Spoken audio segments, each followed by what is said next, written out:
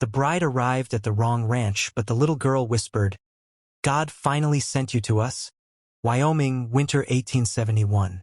The wind screamed across the white wasteland as Clara Mayfield stepped down from the stagecoach, skirts clinging to her legs, breath clouding in the frozen air.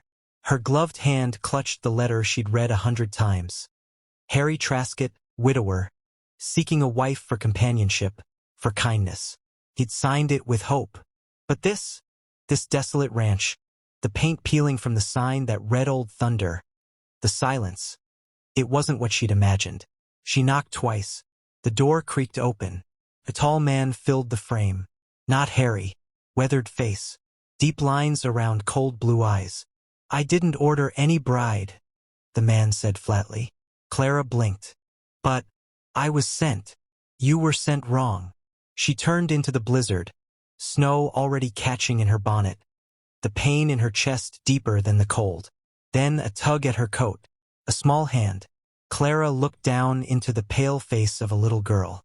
Tangled hair, bare feet, eyes wide with something older than fear. The child whispered, barely audible, "God finally sent you to us." Jed Howland hadn't spoken more than 50 words in the past week, and most of those had been to his horses.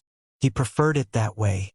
After his wife vanished 2 winters ago, silence became safer than memory. Her shawl still hung by the door. Her sewing basket still sat under the window. The photograph of her and Lucy, his little girl smiling between them, hadn't been touched, not even dusted. Nothing was ever cleaned. Nothing was moved. Jed worked the ranch like a ghost with calloused hands, mending fence posts, hauling feed, shoeing his mule by lantern light.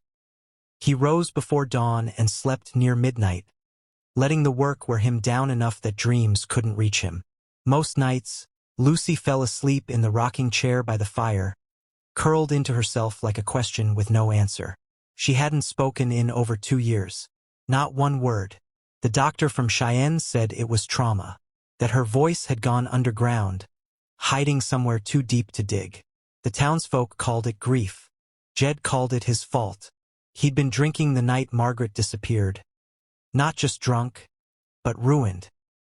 He remembered the door banging in the wind, the snow rising, Margaret's voice tense about something, and then nothing. She never came back. Lucy had seen something. He was sure of it. But she never said, never wrote, never pointed. She just stopped. Jed sobered up the next day, poured out every bottle, never touched another drop. But the damage was done. He'd searched the whole property, rode for 3 days with nothing but a lantern and Margaret's scarf in his pocket. Neighbors helped for a while, then gave up. Sheriff wrote her off as lost to the cold. But Jed couldn't forget the look on Lucy's face that morning. Not surprise, not confusion, fear. And then the silence. Since then, Jed kept to himself. The ranch was self-sufficient. He sold what he could, rode into town twice a year, spoke only when forced to. Lucy drifted like a shadow between the kitchen and the barn, always barefoot, always watching. He'd tried books, toys, dolls. Nothing reached her. The doctor suggested sending her to relatives back east. Jed told him to go to hell. He was all she had left, even if she didn't speak it. And now this woman, this Clara Mayfield, standing in his kitchen with snow in her lashes, cheeks red from wind, lips trembling not from cold but from confusion. He hadn't meant to be cruel, but seeing her on his porch with that trunk, looking like some dime novel bride, it stirred something tight and painful in his chest. "I didn't order no bride," he'd told her. Because it was true. He hadn't sent for anyone. Not since Margaret. And yet, the girl, Lucy, she had stepped into that storm and grabbed Clara's coat with a grip like iron. Jed had never seen her reach for anyone like that. Not even him. "God finally sent you to us," the girl had whispered. Her first words in 2 years. Jed stood frozen in the doorway, the snow stinging his cheeks. Clara had turned back toward the road, but Lucy wouldn't let go. Now Clara sat at the edge of the kitchen bench, her back straight, hands in her lap, unsure whether she'd entered a home or a mistake. Jed poured hot water into a tin mug and set it in front of her. "Drink," he muttered. She took it, nodded. "Thank you." Lucy hovered nearby, watching Clara the way a colt watches a stranger. Curious, hesitant, hopeful. Jed knelt beside the fireplace and fed in a log. Sparks snapped. Finally, he spoke. "What name did you say?" "Clara Mayfield. From Boston." "I answered a letter from a Mr. Traskett." "Harry Traskett." Jed frowned. "There ain't no Harry Traskett here." Clara's voice tightened. "This is the ranch called Old Thunder?" He nodded. "Since my grandfather carved it into that sign out front." Clara paled. "Then, someone sent me here by mistake." Jed said nothing. He stood, walked to the cupboard, pulled down another mug. Lucy hadn't moved. She was staring at Clara's hands. Gloved, delicate, trembling slightly. "Did you come alone?" Jed asked. Clara nodded. "Stage from Cheyenne. 2 days late due to snow." "You got people expecting you back?" "No," her voice softened. "No one's expecting me anywhere." That wasn't just a statement. It was an admission. He could see it in her eyes, that same shadow he carried. "What's your work?" "I was a nurse," she said. "Union side. Field hospitals." "You married?" "Widowed." "Children?" Her gaze dropped. "No," a pause. "Can't have any." Jed didn't respond. He wasn't a man to pity anyone. But the silence thickened.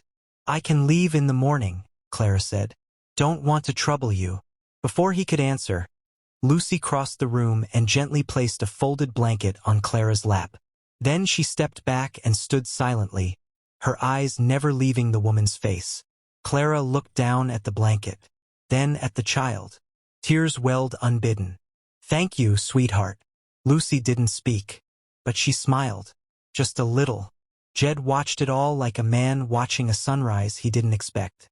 Something stirring behind his ribs that had been dead for too long. Maybe it was the warmth in Clara's voice. Maybe it was the way Lucy stood taller near her. Or maybe it was that fragile thread of change unraveling the cold he'd wrapped around his heart. But one thing was certain. Whatever this was, it wasn't a mistake anymore. The storm buried Old Thunder in silence. For 3 days, wind scoured the land and pressed white against every windowpane. No roads, no riders, just the sound of snow sighing against the house, and the sharp crackle of the fire that Clara stoked each morning before dawn. By the second day, the house began to shift around her. Not physically, but in presence. It breathed. It noticed her. Jed didn't say much, but he noticed too. The cracked teapot found its way to the stove again.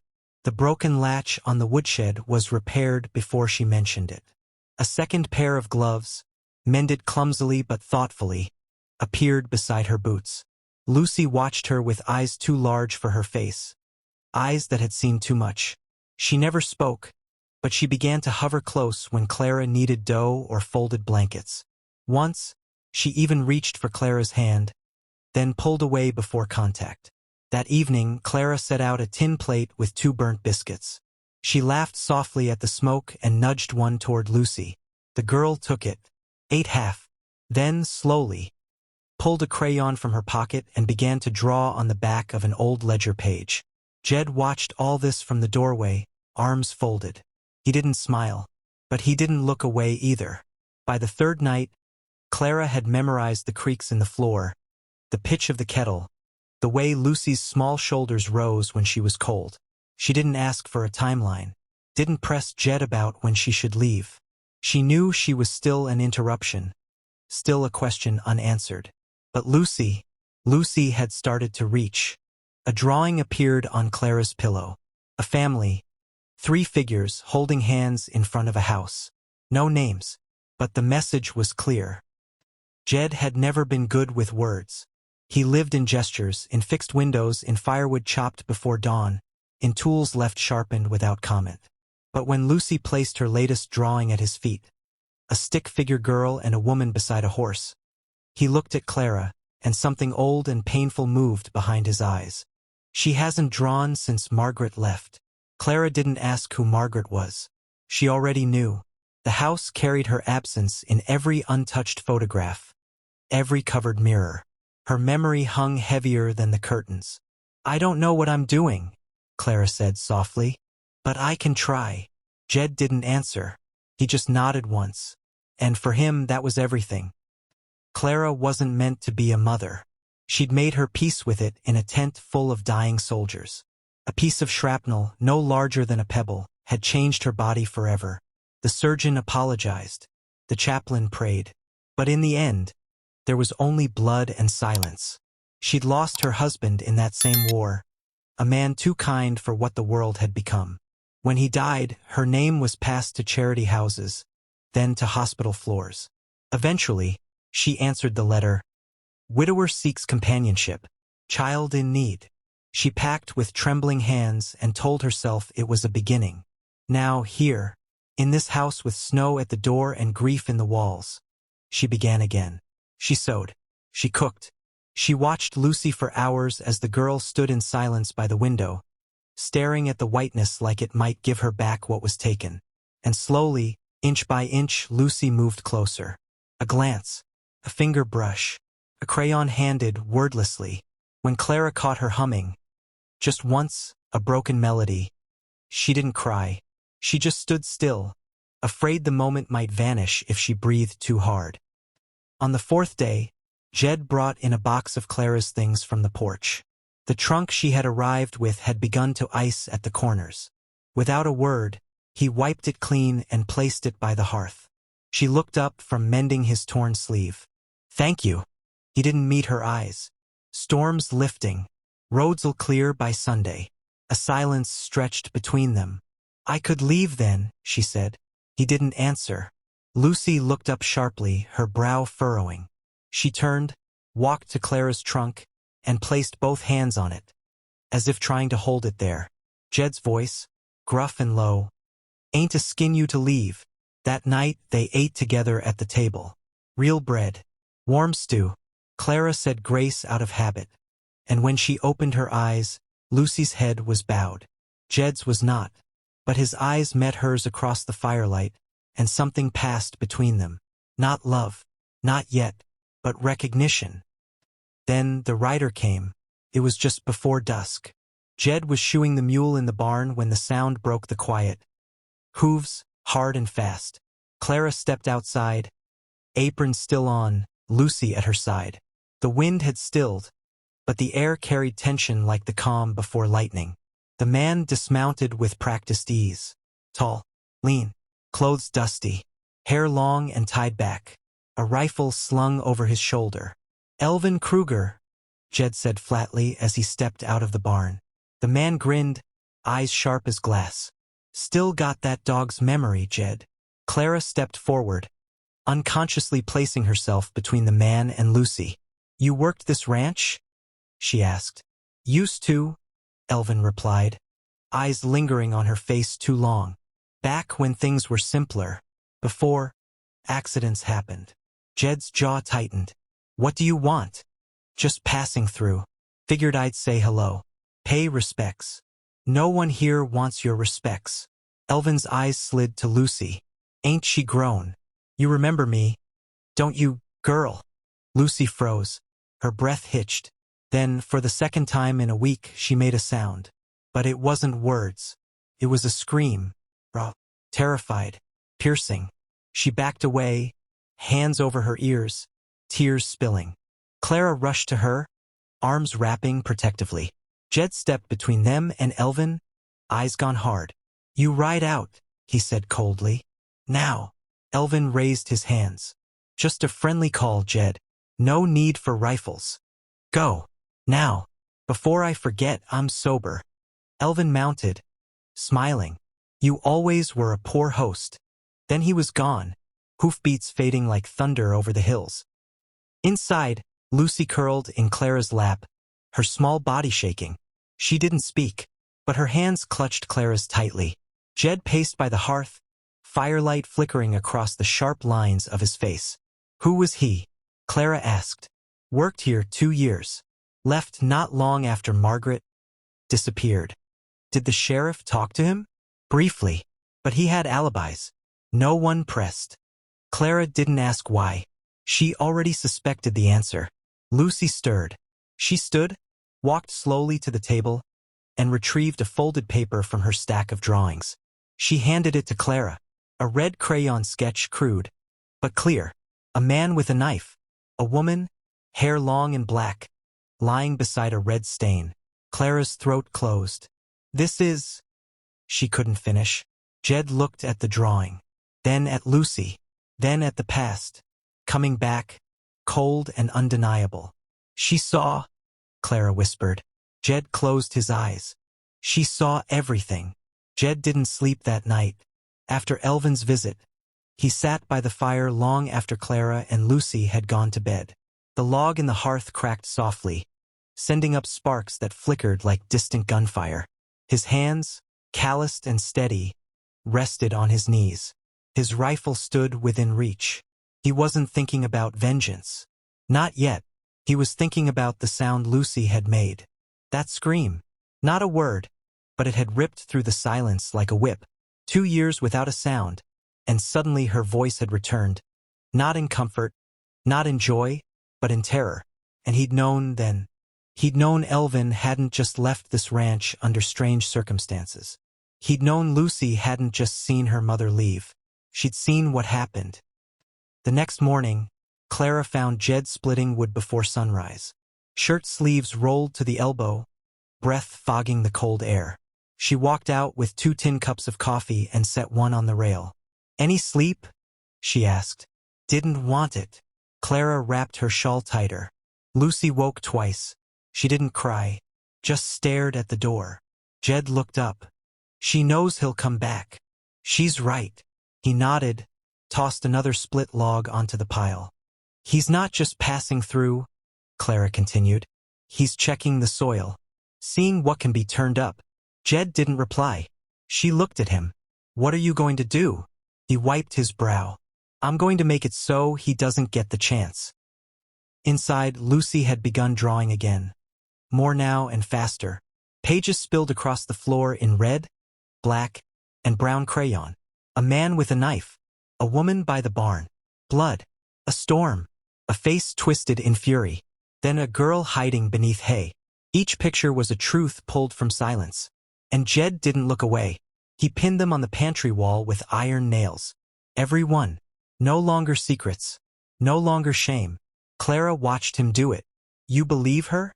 Jed turned. "I believe she's been carrying this longer than I can understand." He looked at the last drawing. It showed a horse, a rope, and a shadow disappearing into snow. "I believe we let her carry it alone too long." Jed started preparing. He repaired the broken latch on the back door, tightened the loose hinge on the stable gate, moved firewood inside, nailed shut the old attic window Elvin might use to climb through. He cleaned his rifle twice, then laid a second next to it. Clara noticed.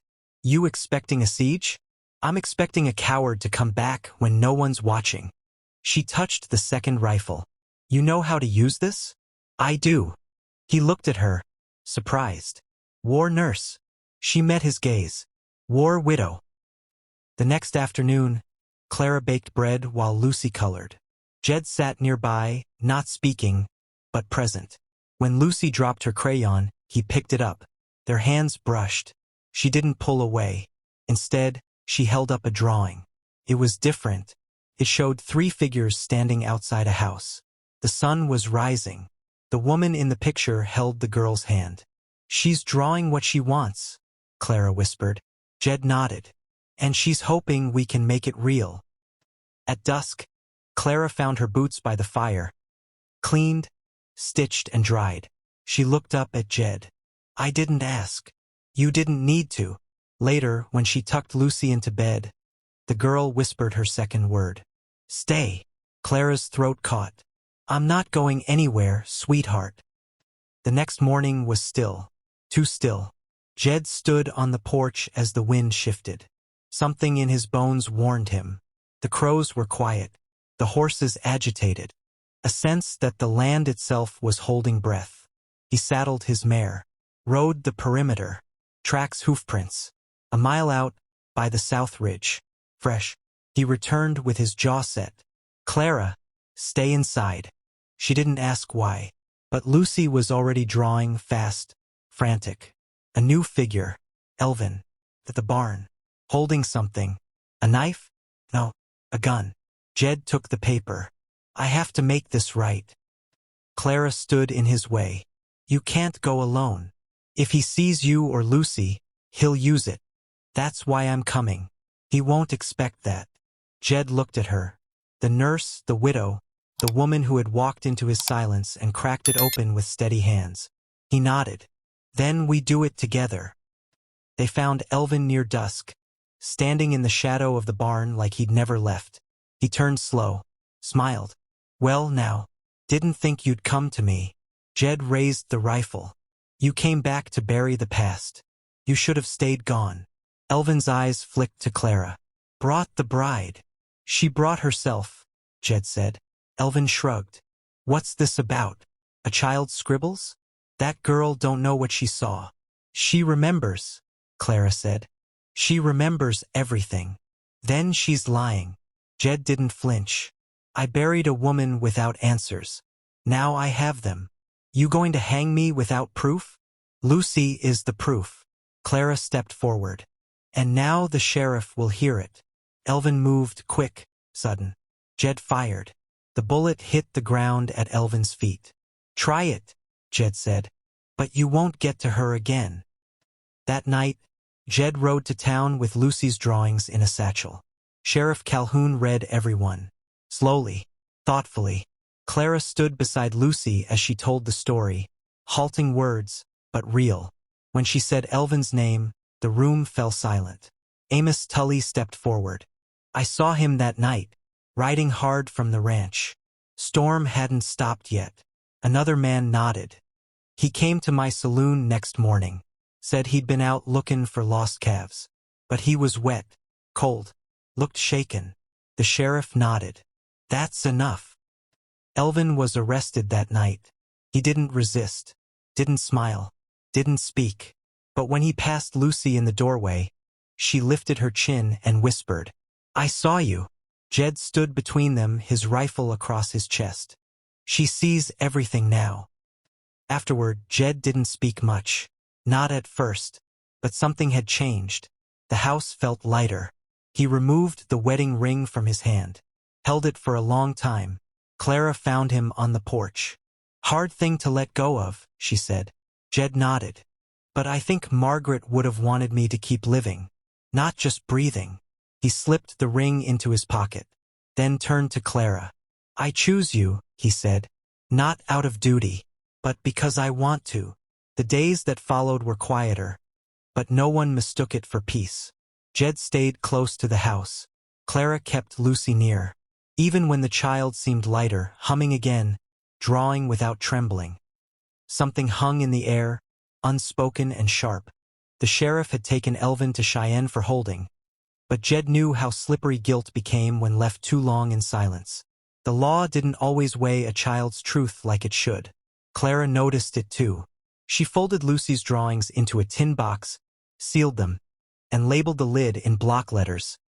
Evidence. She wasn't taking chances. Lucy, for her part, spoke in whispers now, just a word or two each day. Her voice was still weak, her eyes still wary, but she didn't hide anymore. Then, 3 nights after Elvin's arrest, Clara woke with a jolt. A sound. Wood shifting. She rose and crossed the room. The window was open just an inch. Too much for this time of year. Too much when she knew she'd locked it. She turned and froze. A shadow moved at the end of the hallway. Not Jed. Too tall. Too slow. She stepped back into Lucy's room, placed a hand over the girl's mouth, and whispered, Stay under the bed. Don't move. Not for anything. Lucy obeyed without a word. Clara grabbed the iron poker from the fireplace, stepped out. Then, a crash. The front door burst open. Jed's voice, raw, Clara!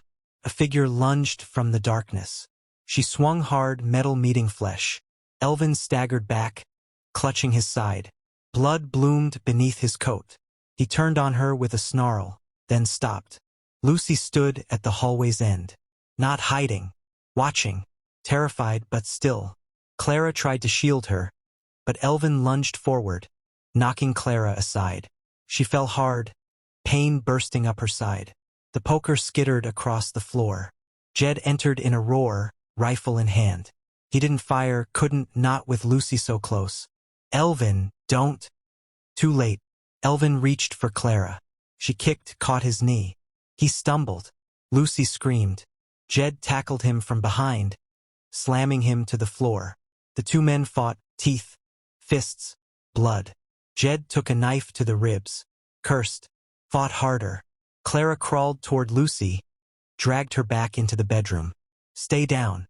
Don't come out." Outside, hooves, voices, a neighbor, then two. Jed's rifle fired once, then silence.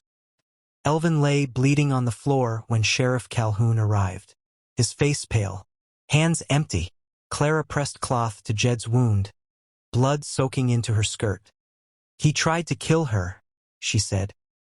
"He came back to finish it." Calhoun nodded grimly. "We'll get him to the jailhouse. He won't walk free again." Lucy stepped into the light, barefoot, trembling. She reached for Clara's hand. Then, to everyone's surprise, she spoke. "Mama, don't leave me." Clara broke. She gathered the girl into her arms, held her tight, sobbed into her hair. Jed, even through pain, reached for them both. Outside, the neighbors stood silent. Inside, the truth had finally been spoken. Not in court, not on paper, but in a child's voice, too long silenced. And it was enough. Elvin Kruger didn't die that night. Jed's bullet missed the heart by inches, tearing through shoulder and muscle. Sheriff Calhoun's men hauled him to Cheyenne under guard, where he would face trial not just for trespassing or assault, but for the murder of Margaret Howland. It was Lucy's drawings that changed everything. Crude as they were, they told a story too consistent to ignore. Scene after scene. A man with a knife, a woman by the barn, a storm, a shadow, and most damning, a red handprint on the barn wall. Jed hadn't known it was still there. He rode out the day after the attack, followed Clara's steps through the snow to the south side of the barn. Beneath the years of dust and timber rot, it remained. A faded red smudge. A mark left behind in a moment of terror, and forgotten by all but a silent little girl. The sheriff returned, brought two men to see it. He touched the wood, then turned to Jed. "She reached for something," Calhoun said, "and no one ever asked what." They were asking now. Lucy didn't speak much after that night, but the silence had changed. No longer heavy with fear, it had softened. Clara sat beside her each morning as she drew. The same scene again and again, three figures. A child, a man, a woman. Sometimes there was a fourth, a shadow being carried away by the wind. Jed healed slow. Clara nursed him without hesitation, changing dressings, cleaning the wound, ignoring his grunts of protest. He'd never been one to accept help. But he didn't stop her. Not once. "You keep still," she warned one morning, tying off the bandage tight. "Or I'll start again." Jed smirked. "You're mean when you're worried, and you're stubborn when you're bleeding." He winced. "Then we're well matched." Clara paused, hand still on his chest. "I reckon we are." When the fever set in, Jed drifted between worlds. He saw Margaret, not angry, not afraid, just waiting, standing at the edge of the barn, hand outstretched. She didn't speak. She only looked behind her, toward the house, toward Lucy, toward Clara. Then she nodded. When Jed woke, Clara was beside him, eyes rimmed red, hands wrapped around his. "You scared us," she whispered. "I saw her," he said. "Margaret." He nodded slowly. "She ain't angry. I thought I'd failed her." "You didn't," Clara said. "You're still here." Jed turned to the door, where Lucy sat on the floor with her crayon box. She looked up and smiled, faint, but real. And Jed, through cracked lips, whispered, "Home." Word came 2 weeks later. Elvin had confessed. Faced with Lucy's statement, the drawings, the testimony of old Amos Tully, and his own blood-stained failure, he admitted the truth.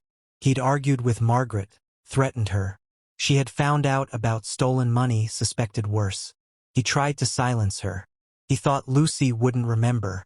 He thought Jed would be too drunk to notice. He'd been half right. The confession spread fast. Some doubted. Some nodded solemnly. But it didn't matter anymore. The truth had come out, and it hadn't needed a bullet to make it real. Jed stood outside the house that spring, watching Clara hang laundry with Lucy chasing chickens at her feet. The sun was warm. The porch no longer sagged. The barn had been repaired, the red handprint sanded away, not to forget, but to move forward. He held Margaret's ring in his hand one last time. Then, with care, he placed it in a small wooden box and buried it beneath the willow near the creek. When he returned, Clara was waiting. "You sure?" she asked. "I've never been more." They married at the small church in town. No guests from far away. No grand words. Just hands clasped, vows spoken low, and sunlight pouring through the windows. Lucy wore a blue dress Clara had sewn herself. She walked ahead of them down the aisle, tossing flower petals with a solemn pride. When the preacher asked, "Who gives this bride away?" Lucy stepped forward, head high. "I do," she said. Jed's breath caught. Clara wept. Outside, the wind stirred the grass. But inside, 3 hearts beat as one. Spring returned to Wyoming with a softness that felt almost like mercy. The last snows retreated from the north slope, revealing earth that hadn't been touched in months. Grass pushed up slow and cautious, and birds returned to the cottonwoods that edged the pasture. For the first time in years, Jed noticed the seasons changing, not as something to endure, but something to welcome. Life at Old Thunder settled into a rhythm. Not hurried, not loud, just full. Clara rose early, often before the light, and put the kettle on the stove. She moved easily now through rooms once frozen by memory, her apron dusted in flour, her voice a quiet hum that wrapped the house in warmth. Jed listened to her in the mornings, sipping coffee he didn't know he'd missed. Lucy slept longer these days. Sometimes she even dreamed, not of shadows and knives, but of horses, rivers, and sunlit fields. Jed knew because she told him. She spoke freely now, not always, not everywhere, but in the house, among those she trusted. Her voice came back like a creek breaking through frost, tentative at first, then strong. "I dreamed Mama smiled," she told Clara one morning. Her fingers curled around a cup of warm milk. She wasn't cold anymore. Clara nodded, eyes wet. "That's a good dream, Lucy." Lucy's drawings filled the walls. No longer just the past, but futures imagined. Her and Jed and Clara at a table. Her riding a pony. Clara in a garden. Jed fixing a broken gate. In every picture, they were smiling. Jed worked with a new kind of purpose. He mended fences not out of duty, but so Clara wouldn't worry. He rebuilt the chicken coop Lucy wanted to paint blue. He cleared Margaret's old dresser and, one afternoon, carried it into the barn. Clara found him sanding it smooth. "You sure?" she asked. Jed looked up. It was hers. It served her time. "But we need room now. For what's next?" On a warm afternoon in April, Clara unpacked her old pie tins and baked 2 crusts, one sweet and one savory. The kitchen smelled like memory and welcome. Lucy stood on a stool beside her, hands covered in flour. Jed watched from the doorway, arms folded. "I thought you said you were done cookin'. For folks who didn't appreciate it." Clara grinned. "You changed your ways. I got stabbed, not softened." But he stayed, and when she handed him a slice, he didn't speak, just nodded once, and ate it all. The garden came next. Clara found a patch of land behind the house that hadn't been turned in years. The soil was stubborn, dry in places, but she knelt with sleeves rolled, pressed her hands deep into the earth, and began. Jed joined her without being asked. He dug rows while Clara laid seed. Lucy followed behind, pressing soil closed again with her small, careful fingers. It became their evening ritual, tending, watering, weeding. They planted onions, carrots, beans, tomatoes, peas along the fence. On the 3rd week, Clara stepped back, wiped her brow, and said, "We did that." Jed looked at the rows already green at the edges. You brought it back to life. No, Clara said. We did. In May, they rode into town together. Not for any reason in particular, just to be among people. Clara bought thread and a tin of peppermints for Lucy. Jed picked up nails and a new blade for the plow. They passed the church, its bell newly hung. You ever think of going in? Clara asked. Jed looked at it a long time. I never thought I deserved to. Clara touched his hand. Then maybe it's time to stop thinking that. They married the next Sunday. It was quiet. No fanfare. No announcements. Just them and Lucy, and a preacher who didn't ask many questions. Jed wore his only good coat. Clara carried wildflowers Lucy picked from the hill. When the preacher said, "Who gives this bride away?" Lucy stepped forward, straight-backed and sure. I do, she said. Jed's eyes filled. Clara's knees nearly buckled. Afterward, they walked home in silence, the wind soft around them, the sky the color of warm brass. That summer, peace became their way of life. Clara sewed new curtains. Jed built shelves. Lucy learned to read with Clara's help, sounding out words by the fire. At night, they played music. Jed on a fiddle, Clara humming, Lucy tapping spoons against the table. The house that had once been frozen in loss now breathed with life. Jed dug a post hole behind the barn and planted a young tree. Lucy painted a sign for it, Margaret's Willow. Clara asked if he wanted a marker, a name carved into stone. Jed shook his head. She's here. That's enough. In late autumn, Clara sat at the table mending Jed's coat. The fire crackled. Lucy was asleep. I didn't think I'd get this, Clara whispered. This? A home. A family. Jed looked up. Neither did I. You ever wonder why I came here? Why it was your ranch that got the letter? I did. And I think Margaret sent it. Clara's hands stilled. She was waiting for something, he said. Maybe someone. Maybe you. Clara set the coat down, moved to him, rested her forehead against his. I wasn't born to be a mother, she whispered. But maybe that's why I came here. Jed kissed her soft, slow. Outside, snow began to fall again, gentle as ash. Inside, nothing was lost anymore, only found.